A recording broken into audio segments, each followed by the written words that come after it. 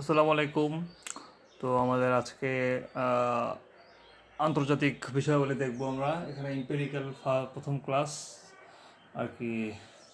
তো এখানে হচ্ছে আমরা ইম্পেরিক্যালের যে আপনার হচ্ছে 7টা অধ্যায় আছে মোট।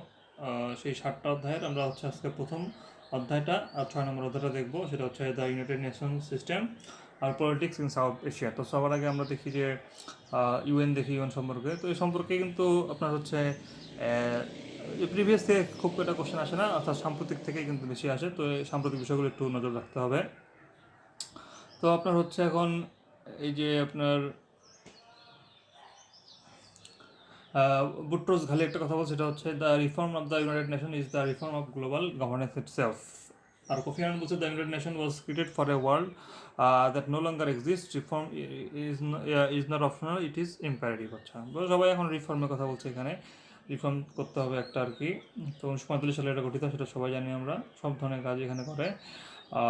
জাতিসংঘের উদ্দেশ্য হচ্ছে আপনার 4টা বৃহৎ স্তম্ভ আছে এখানে। এটা হচ্ছে আন্তর্জাতিক শান্তি আর নিরাপত্তা বজায় রাখা। যে রাষ্ট্রগুলো আছে রাষ্ট্রগুলোর মধ্যে একটা সৌহার্দ্যপূর্ণ সম্পর্ক প্রতিষ্ঠা করা। আর 3 নম্বর হচ্ছে মানবাধিকার এবং মানব মর্যাদা, এগুলো প্রতিষ্ঠা করা। আর হচ্ছে 4 হচ্ছে বৈশ্বিক সমস্যার যৌথ সমাধান করা। এগুলো হচ্ছে আপনার জাতিসংঘের যে উদ্দেশ্য আর কি। আর মূলনীতি 7টা আছে এখানে। মূলনীতি হচ্ছে সর্বভৌমতার নীতি আর কি। তারপর হচ্ছে যেগুলো বিরোধ হবে সেগুলো শান্তিপূর্ণ নিষ্পত্তি হবে। আর শক্তি প্রয়োগ। আচ্ছা, তারপর হচ্ছে শক্তি প্রয়োগ বা বল প্রয়োগ করা যাবে না কারো। যেমন হচ্ছে বল প্রয়োগে কারো হচ্ছে এরকম তার বিরুদ্ধে তার সার্বভৌমত্ব করা যাবে না। হ্যাঁ। আচ্ছা, তারপর হচ্ছে মানে বল প্রয়োগ করে কারো স্বাধীনতা হস্তক্ষেপ করা যাবে না। এরপর জাতিসংঘ সনদের বাস্তবায়ন করতে হবে, এটা হচ্ছে একটা আর কি তাদের নীতি। আর 5 নম্বর হচ্ছে কালেকটিভ সিকিউরিটি, যেখানে হচ্ছে ওই যে কোনো দেশের উপর যদি কেউ এরকম অবৈধভাবে হামলা করে তাহলে সবগুলো দেশ মিলে সেখানে তাকে নিরাপত্তা দিতে পারবে, এটা হচ্ছে কালেকটিভ সিকিউরিটি। আর অন্য রাষ্ট্রের অভ্যন্তরীণ বিষয়ে হস্তক্ষেপ করা যাবে না, এটা হচ্ছে একটা নীতি আর কি। আর মানবাধিকার ন্যায় বিচারের প্রতি শ্রদ্ধা থাকবে আর কি। 1948 সালে যে হচ্ছে ইউনিভার্সাল ডিক্লারেশন অফ হচ্ছে হিউম্যান রাইটস, এটা হচ্ছে হয়েছে UDHR 1948 সালে universal declaration of human rights, সেটাকে সম্মান করতে হবে আর কি, সেটারও পরিবর্তিত করতে কাজ করতে হবে। এখন জাতিসংঘের সফলতার ইতিবাচক দিক দেখি আমরা। ওই যে আপনার হচ্ছে এরকম যুদ্ধ প্রতিরোধ, শান্তি রক্ষায় তারা আর কি পিস কিপিং একটা অপারেশন পরিচালনা করে।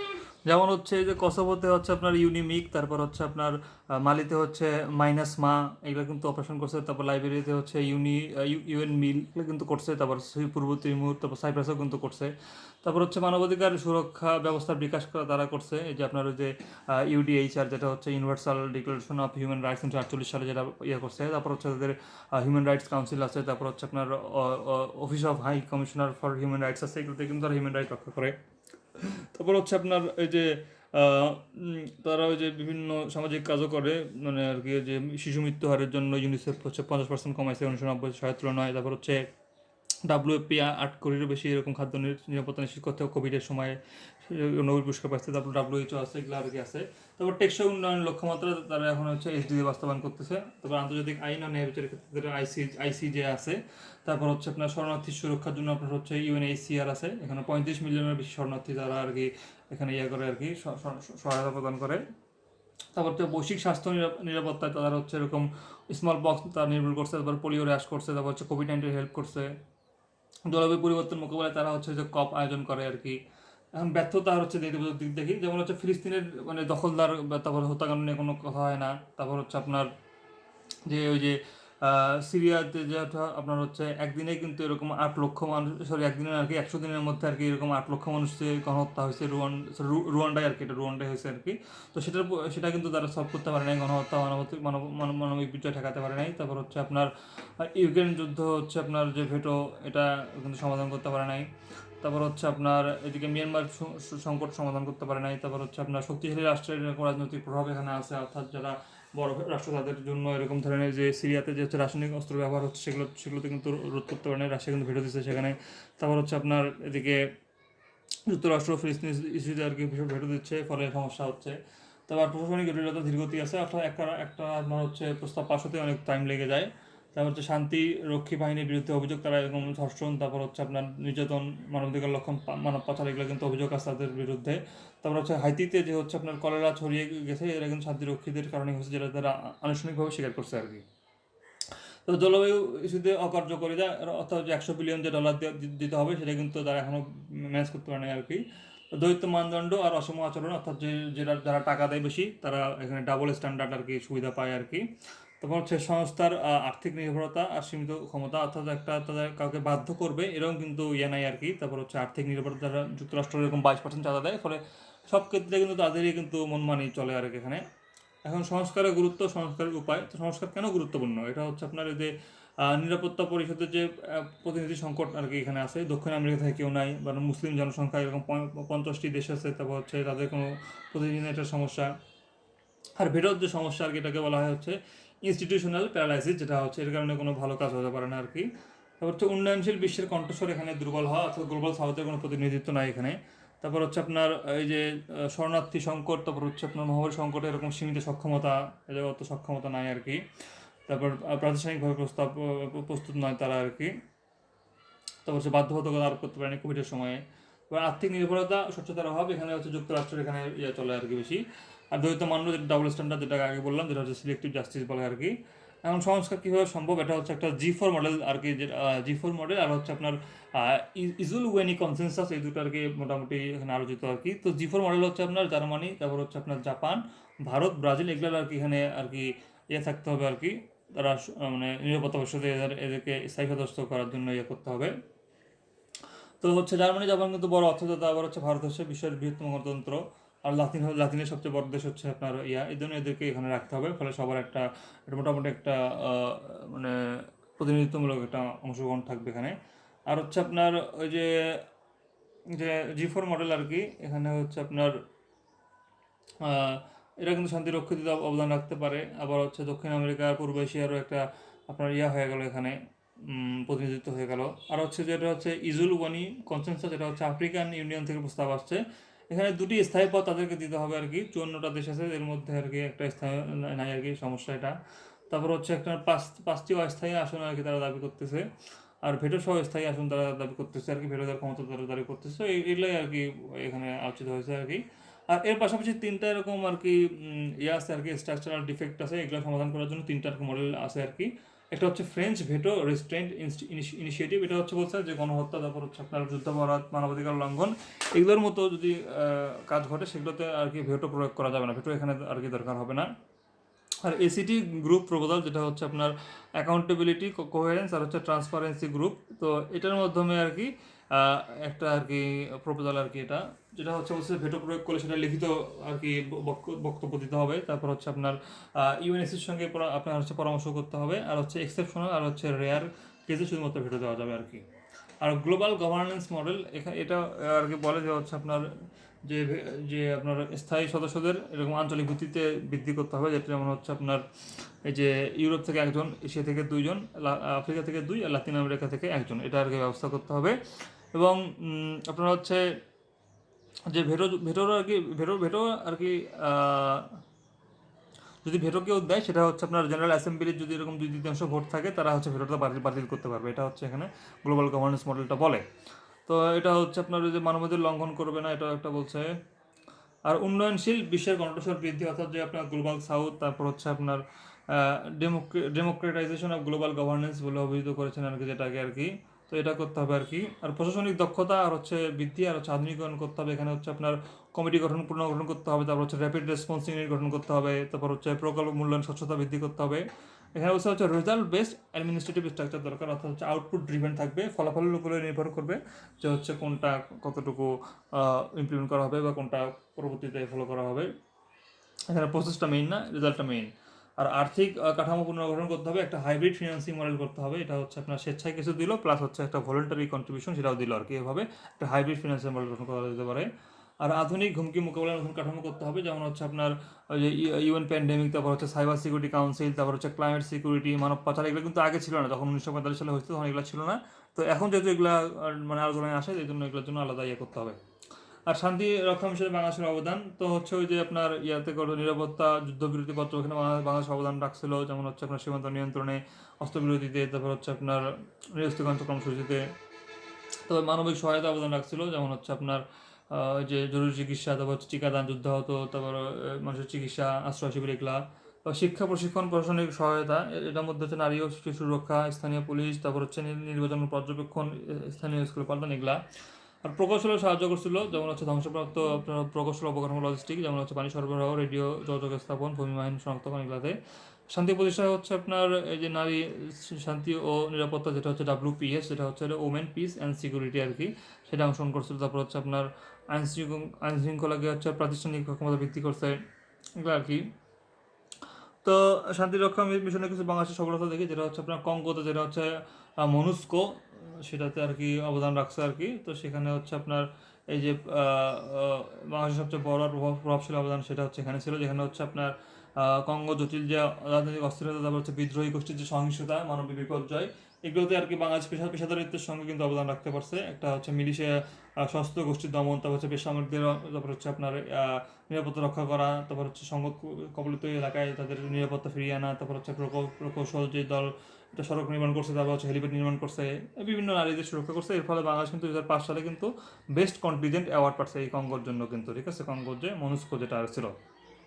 আর দক্ষিণ সুদানে হচ্ছে মানবিক সাফল্য পাচ্ছে, এটা হচ্ছে জেন্ডার বেস ভায়োলেন্স করছে, তারপর হচ্ছে ওমেন হেল্প চালু করছে, তারপর হচ্ছে যুদ্ধবিধ্বস্ত এলাকায় ক্লিনিক চালু করছে, তারপর হিউম্যানিটেরিয়ান এক্সেলেন্স বাংলাদেশ পাইছে, তারপর নারী মাতৃ সেবা এগুলোতে করছে। আর হাইতিতে হচ্ছে আপনার দুর্যোগ উদ্ধার আর রোগ ব্যাধি মোকাবেলায় নেতৃত্ব করছে। বাংলাদেশ তো আগে থেকে এরকম ইয়েতে পারে আর কি, দুর্যোগ করতে পারে, এই জন্য এখানে একটা ভালো রাখতে হচ্ছে। তারপর নেভালানও কিন্তু হচ্ছে নৌ নিরাপত্তা, সীমান্ত পর্যবেক্ষণে অবদান রাখছে। তারপর হচ্ছে আইভেরি কোস্টে হচ্ছে শান্তি পুনঃপ্রতিষ্ঠা ও প্রশাসনিক সক্ষমতা বৃদ্ধিতে অবদান রাখছে। তারপর হচ্ছে মালিতে হচ্ছে জঙ্গিবাদ মোকাবেলা আর উচ্চশিক্ষা অপারেশন করছে। তো আপনার হচ্ছে লাইবেরিয়া আর সিয়েরা লিওনে হচ্ছে আপনার গৃহযুদ্ধোত্তর পুনর্গঠন আমাদের সহায়তা থেকে আর কি করছে আর কি। আর শান্তিরক্ষী মিশন থেকে বাংলাদেশের প্রাপ্তিও অর্জন, তো এর ফলে মানে আন্তর্জাতিক সুনাম বাংলাদেশে বৃদ্ধি পাইছে। তো কূটনৈতিক অবস্থান বাংলাদেশ শক্তিশালী হয়েছে। বাংলাদেশে এইগুলা উন্নয়নমূলক করার ফলে বাংলাদেশের যে হচ্ছে আপনার যে সফট পাওয়ার এটা বৃদ্ধি পাইছে আর কি। তারপর বৈদেশিক যে মুদ্রা অর্থনৈতিক লাভ বৃদ্ধি পাইছে, ওই যে আপনার বিদেশ থেকে মিশন থেকে যে আপনার যে ডলারটা আসে, সেটার ফলে আমাদের অর্থনীতি আর কি আরও শক্তিশালী হচ্ছে। তবে সামরিক দক্ষতা, প্রযুক্তি ও আধুনিক অভিজ্ঞতা অর্জন করতে পারছে বাংলাদেশ এখান থেকে বাংলাদেশের নারীর ক্ষমতায়ন, আন্তর্জাতিক পরিসরে নারীর দৃশ্যমানতা বৃদ্ধি পাইছে। ওই যে আপনার WPS, যেটা ওমেন পিস অ্যান্ড সিকিউরিটি, এখান থেকে শিক্ষামূলক উদ্যোগ নিয়ে বাংলাদেশ নিজের ক্ষেত্রে উন্নয়ন করতে পারতেছে। আর জাতীয় অর্থনীতি আর সামরিক শিল্প রপ্তানি ক্ষেত্রে উন্নয়ন করতে পারতেছে। অর্থাৎ আপনার যে শান্তি মিশনে বাংলাদেশের যে একটা পজিটিভ ইমেজ তৈরি হয়েছে, এখান থেকে বাংলাদেশ এখন থেকে আপনার হচ্ছে ইউনিফর্ম, তারপর হচ্ছে লজিস্টিক সাপ্লাই, সামরিক শিল্প এগুলোতে কিন্তু অবদান রাখতে পারতেছে।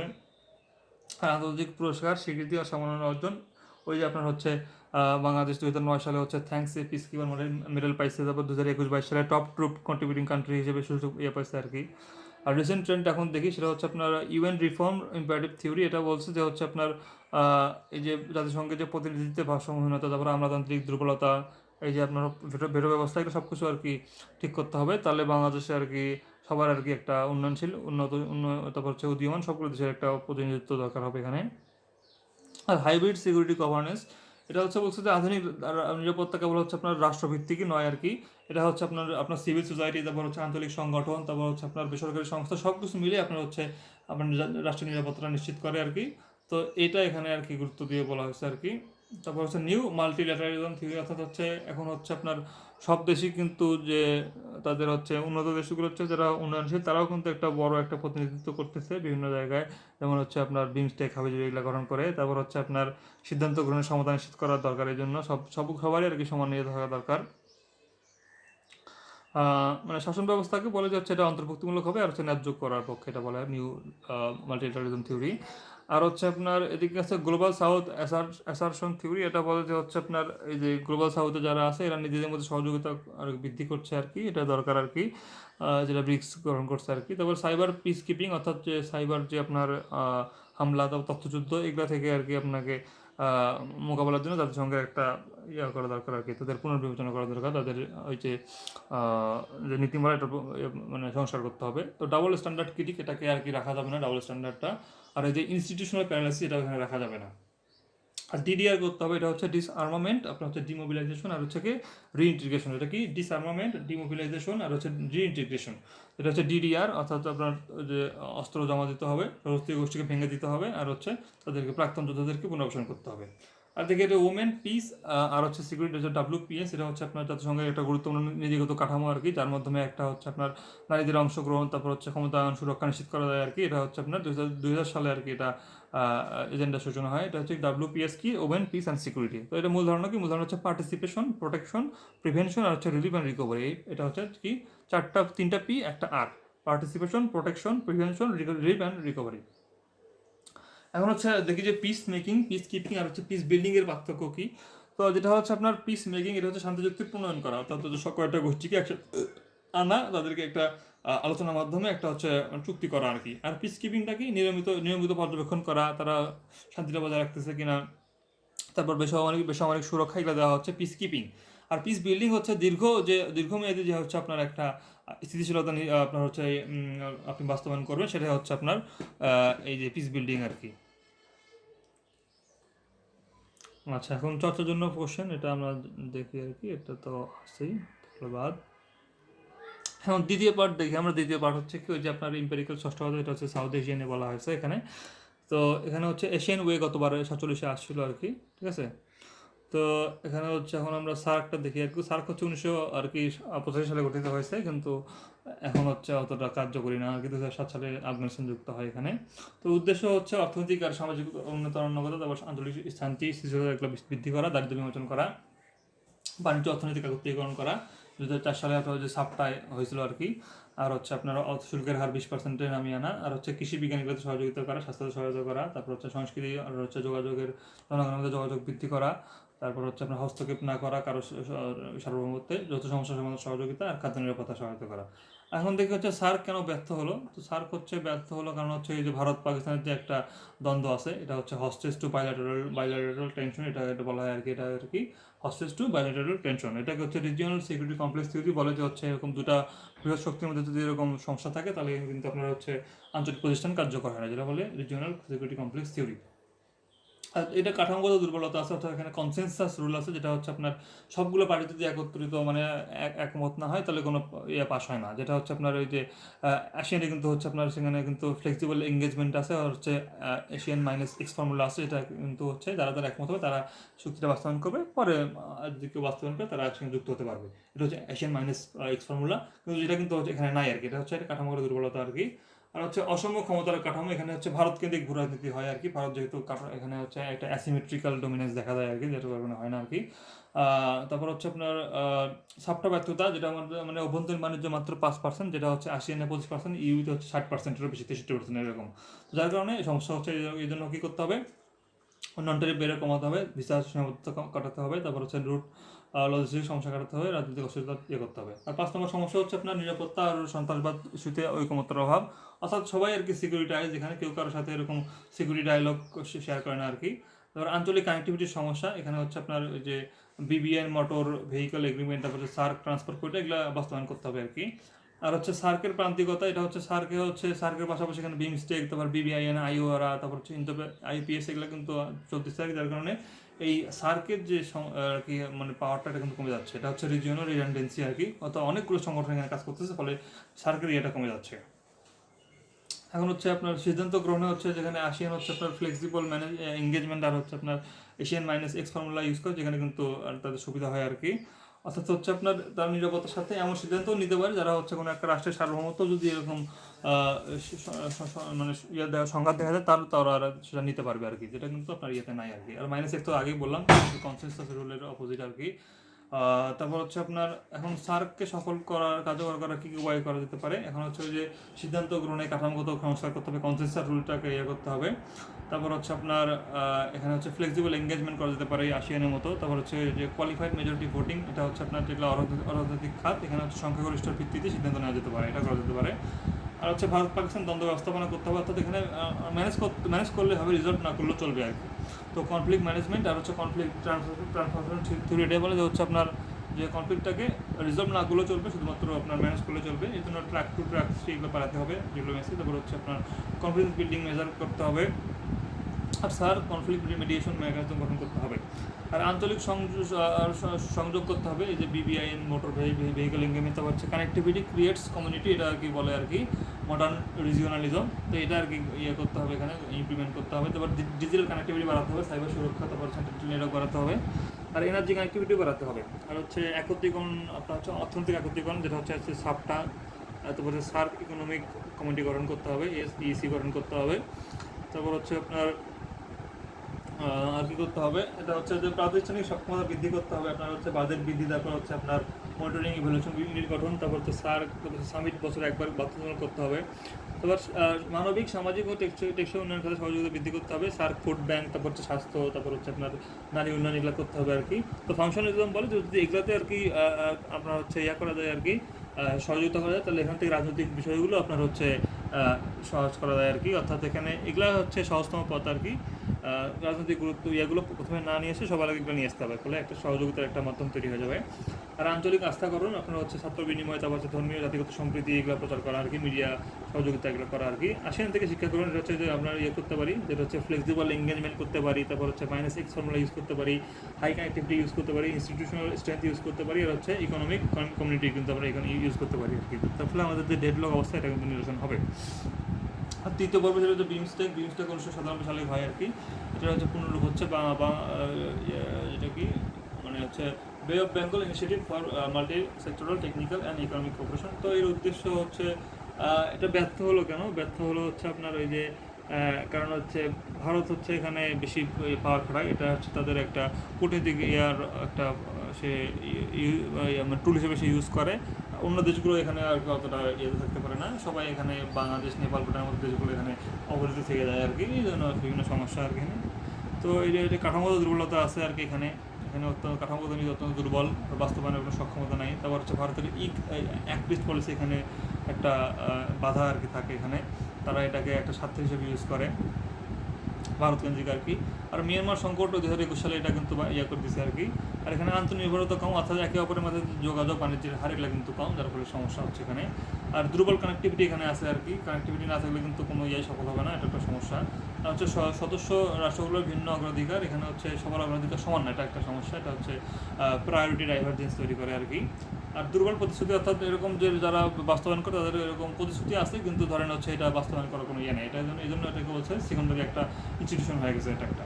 আর প্রাতিষ্ঠানিক দুর্বলতা এখানে আছে, অর্থাৎ এখানে হচ্ছে আপনার ঢাকা সচিবালয় থাকলেও এখানে জনবল সীমিত, বাস্তবায়ন কোনো ইয়ে নেই আর কি, মনিটরিং ইভ্যালুয়েশন কোনো স্ট্রাকচার নাই এখানে, তো এটা আসলে সম্ভব না আর কি, এই জন্য সে ফেক হয়ে গেছে। তো বাংলাদেশ এখন, বাংলাদেশ আর হচ্ছে এশিয়ানের এখন সংযোগ আর কি। তো বাংলাদেশ হচ্ছে এশিয়ান 1970 সালে গঠিত হয় আর কি, ব্যাংকিং ফেডারেশনের মাধ্যমে 10টা সদস্য নিয়ে এখন 11টা হয়ে গেছে। তো এটা হচ্ছে মূলনীতি হচ্ছে আপনার ওই যে অভ্যন্তরীণ ব্যবস্থাগত হস্তক্ষেপ না করা, তারপর হচ্ছে চলমান সংকট নিষ্পত্তিকরণ, আর হচ্ছে পারস্পরিক শ্রদ্ধা আর কি। আর লক্ষ্য উদ্দেশ্য হচ্ছে স্থিতিশীলতা, শান্তি, তারপর হচ্ছে রাজনৈতিক উত্তেজনা হ্রাস, তারপর হচ্ছে আসিয়ান আফতা এগুলো ইয়া করা আর কি, বাণিজ্য বিনিয়োগগুলো করা, দুর্যোগ ব্যবস্থাপনা করা, তারপর হচ্ছে শিক্ষা সংস্কৃতি সার্বভৌমত্ব এগুলো করা আর কি। বাংলাদেশ এখন কেন হচ্ছে আসিয়ান যুক্ত হতে চায়, এটা হচ্ছে নতুন সম্ভাবনা, এই যে বাংলাদেশের যে আসিয়ান যে একটা বিরাট একটা মার্কেট আছে এখানে সে প্রবেশ করতে পারবে, আর নতুন একটা হচ্ছে নতুন সম্ভাবনা হবে, শ্রমবাজার, শিল্পায়ন এগুলো হবে আর কি। তারপর বৃহৎ আর কি দ্রুত বর্ধনশীল বাজার সে প্রবেশ করতে পারবে, যে আপনার 650 মিলিয়ন যে একটা বাজার আছে, তারপর হচ্ছে আপনার যে এশিয়ান ইকোনমিক কমিউনিটি, তারপর হচ্ছে ফ্রি ট্রেড এরিয়া, এগুলোতে প্রবেশ করতে পারবে, ফলে তাদের এফডিআই বৃদ্ধি পাবে, যেটা হচ্ছে আপনার ভিয়েতনাম আর হচ্ছে কিন্তু কমোডের হয়েছে এই আসিয়ানে আসিয়া। আর হচ্ছে আপনার ভূরাজনৈতিক ভারসাম্য, কৌশলগত গুরুত্ব বৃদ্ধি, এখন হচ্ছে বাংলাদেশ একটা হচ্ছে সাউথ এশিয়া আর হচ্ছে সাউথ ইস্ট এশিয়ার মধ্যে একটা হচ্ছে ব্রিজ হিসেবে কাজ করতে পারে। আর আঞ্চলিক সংযোগ বৃদ্ধি, বাংলাদেশ হচ্ছে যে মায়ানমার থেকে একটা হচ্ছে আপনার কানেক্টিভিটি এনহ্যান্সমেন্ট করতে পারে এখান থেকে আর কি, যে মিয়ানমার থেকে থাইল্যান্ড হয়ে একটা সড়ক চালু হলে বাংলাদেশের রপ্তানি মাত্র এরকম 2-3 দিনে আপনার হচ্ছে দক্ষিণ পূর্ব এশিয়া বাজারে পৌঁছে যেতে পারবে। আর শ্রম বাজারে নতুন সুযোগ, এখানে হচ্ছে যে বাংলাদেশ কিন্তু এরকম প্রচুর দক্ষ ইয়ে আছে, তাদের কিন্তু এরকম যে তারা কিন্তু এখন ওই দেশেও কাজ করতে পারে, বিশেষ করে ফিলিপাইন, ভিয়েতনাম এগুলো কিন্তু করতে পারে আর কি, দক্ষতা উন্নয়নের কাজ করতে পারে সবাই মিলে একসাথে। আর নিরাপত্তা, সন্ত্রাস দমন, অর্থাৎ যে আপনার এশিয়ান রিজিওনাল ফোরাম, তারপর হচ্ছে আপনার ইস্ট এশিয়া সামিট, এগুলোর মাধ্যমে কিন্তু সমুদ্র নিরাপত্তা, তারপর হচ্ছে মানব পাচার প্রতিরোধ, তারপর হচ্ছে আপনার সন্ত্রাস দমন করতে পারে। যেমন হচ্ছে এই যে মালাক্কা প্রণালীতে কিন্তু আসিয়ান কিন্তু বেশ ভালো একটা সমুদ্র নিরাপত্তা করছে আর কি, তো বঙ্গোপসাগর কিন্তু এটা করতে পারে। তারপর হচ্ছে জলবায়ু পরিবর্তন আর দুর্যোগ ব্যবস্থাপনা উন্নত সহায়তা, অর্থাৎ যে আসিয়ান কিন্তু তাদের হচ্ছে যে Asian coordinating centre for humanitarian assistance, সেখান থেকে কিন্তু তারা এরকম ঘূর্ণিঝড় বা হচ্ছে প্রাকৃতিক দুর্যোগ আক্রান্ত তাদের কিন্তু সহায়তা দেয়, তো বাংলাদেশেও কিন্তু এটা কিন্তু পেতে পারে। তাহলে হচ্ছে এখন যে লুক ইস্ট পলিসি বাংলাদেশ যদি যুক্ত হতে পারে তাদের শক্তিশালী হবে আর কি বাংলাদেশের জন্য এটা। আর বাংলাদেশকে অন্তর্ভুক্ত করলে আসিয়ান কেন লাভবান হবে, কারণ যে বঙ্গোপসাগর অঞ্চলে ভূরাজনৈতিক গুরুত্ব বৃদ্ধি পাবে, অর্থাৎ বঙ্গোপসাগরের যে এরিয়াটা তারা এটা অ্যাক্সেস পেয়ে যাবে আর কি ভালো মতো। আর সাপ্লাই চেইন সম্প্রসারণ হবে, এরকম খাদ্য, তারপর হচ্ছে ওষুধ, এগুলা শিল্প, এগুলোর মতো হচ্ছে আপনার সম্প্রসারণ হবে।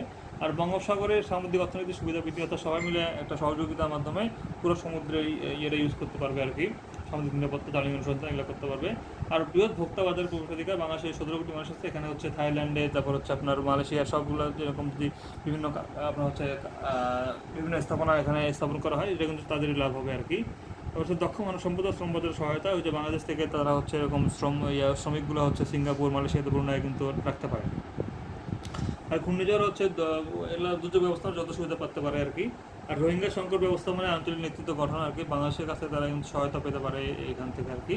আর জ্বালানি বিদ্যুৎ প্রযুক্তিগত সহযোগিতা সম্প্রসারণ, বাংলাদেশ হচ্ছে এই যে দুই পক্ষে লাভবান হবে, ফলে যে বাংলাদেশের এলএনজি বাজার, তারপর সৌরশক্তি, ডিজিটাল অবকাঠামো, এগুলো কিন্তু যৌথভাবে কাজ করলে কিন্তু দুই পক্ষে লাভবান হবে।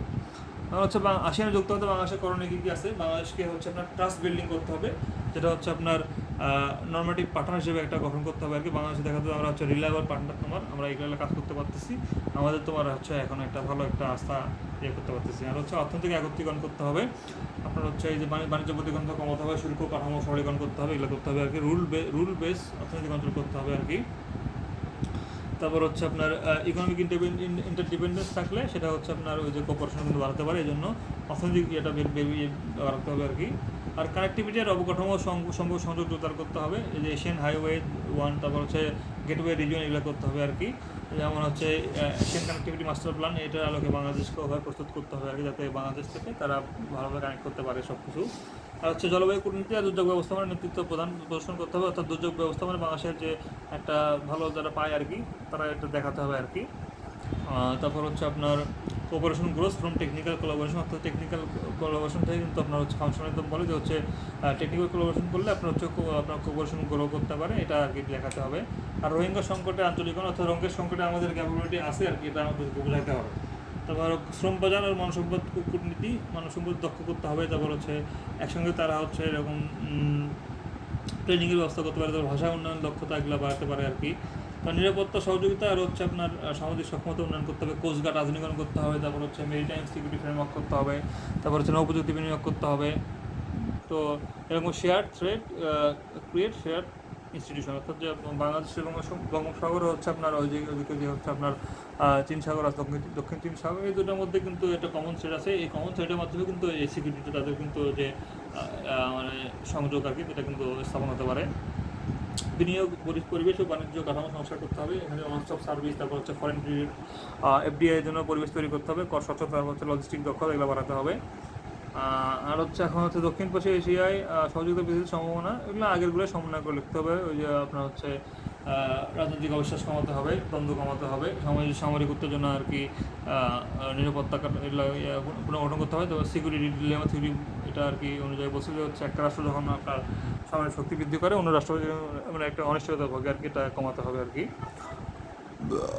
তারপর হচ্ছে আঞ্চলিক বাণিজ্য, অর্থনৈতিক প্রতিবন্ধকতা ভেঙে সহযোগিতা বাড়াতে হবে আর কি, সাপটা। তারপর হচ্ছে পণ্য সার্টিফিকেশন, শুল্ক কমানো এগুলো করতে হবে। আর পরিবহন, বন্দর, রেল ও ডিজিটাল সংযোগ কানেক্টিভিটি সম্প্রসারণ করতে হবে আর কি। তারপর হচ্ছে জলশক্তি ও পরিবেশ সহযোগিতা শক্তিশালী করতে হবে। সন্ত্রাস, মানব পাচার ও সীমান্ত নিরাপত্তা সমন্বিত ব্যবস্থা করতে হবে। আর মানুষের যোগাযোগ ও সাংস্কৃতিক বিনিময় বাড়াতে হবে। আর সার্ক পুনরুজ্জীবিত আর নেতৃত্বের ভূমিকা বাড়াতে হবে। দারিদ্র হ্রাস ও বৈষম্য কমাতে যৌথ আর কি উন্নয়ন পরিকল্পনা গ্রহণ করতে হবে। ধন্যবাদ।